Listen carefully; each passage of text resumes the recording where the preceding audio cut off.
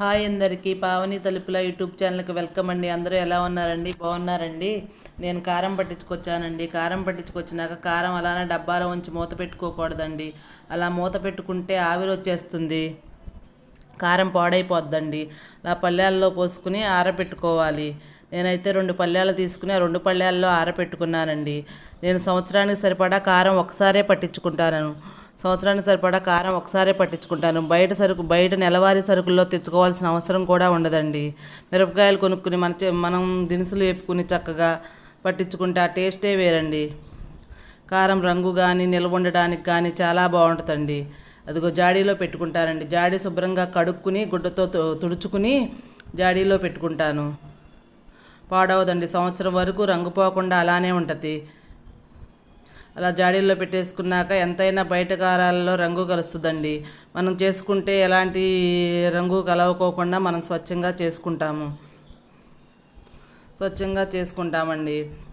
అలా జాడీలో పెట్టేసుకున్నాక శుభ్రంగా జాడీలో ఒత్తుకుని అదిమి పెట్టుకోవాలండి. తర్వాత ఎంతైనా మన చేతులతో మనం కారం పట్టుకుంటే అది వేరండి. ఆ తృప్తే వేరు. మనం చేసుకున్నామన్న సాటిస్ఫాక్షన్ ఉంటుందండి. అలా కారం మొత్తం జాడీలో పెట్టేసుకున్న తర్వాత గుడ్డ కట్టుకోవాలండి.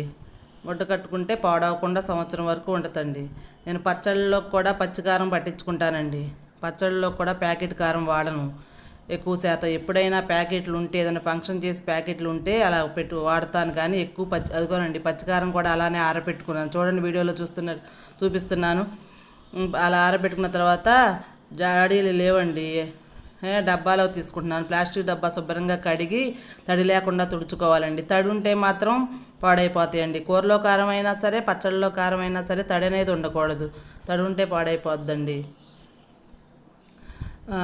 డబ్బాల్లో పెట్టుకుంటున్నా చూడండి. మనం బయట కొన్న కారం కన్నా మనం పట్టించుకున్న కారంతో పచ్చళ్ళు పట్టుకుంటే పచ్చళ్ళు కూడా బాగుంటాయండి. రంగు కానీ రుచి కానీ చాలా బాగుంటాయి. మీరు కూడా అలా చేస్తారండి. ఈ వీడియో నచ్చితే లైక్ చేయండి, షేర్ చేయండి, సబ్స్క్రైబ్ చేయండి. చూస్తున్నారు కానీ లైక్ చేయటం లేదండి. లైక్ చేయండి, మీరు నన్ను సపోర్ట్ చేయండి. నేను ఊరమిరపకాయ అలా డబ్బాలో పెట్టుకుని మూత పెట్టేసుకుంటానండి. సంవత్సరం వరకు రంగు పోకుండా అలా ఉంటుంది. ఊరమిరపకాయలు వేసుకున్నానండి. ఊరమిరపకాయలు చూడండి ఎంత చక్కగా అలా గలగలలాడితే ఎండిపోయేదాకా ఎండబెట్టుకోవాలి. ఎండబెట్టుకున్న తర్వాత డబ్బాలోకి తీసుకుంటాను. ఇంకా తెల్లగా ఉండేయండి. నేను ఊరమిరకాయలు వేసినప్పుడు 2 రోజులు మబ్బులు పట్టాయి ఎండబెట్టుకునడానికి వీలు లేకుండా. అందుకే కొంచెం కలర్ తగ్గినాయి. లేకపోతే ఇంకా తెల్లగా మల్లెపూలల్లే భలే బాగుంటాయండి. ఉప్పు పెరుగు అన్నీ కరెక్ట్గా సరిపోయి బాగున్నాయండి. ఈ వీడియో నచ్చితే లైక్ చేయండి, షేర్ చేయండి, సబ్స్క్రైబ్ చేయండి. మా వారు కొబ్బరి నూనె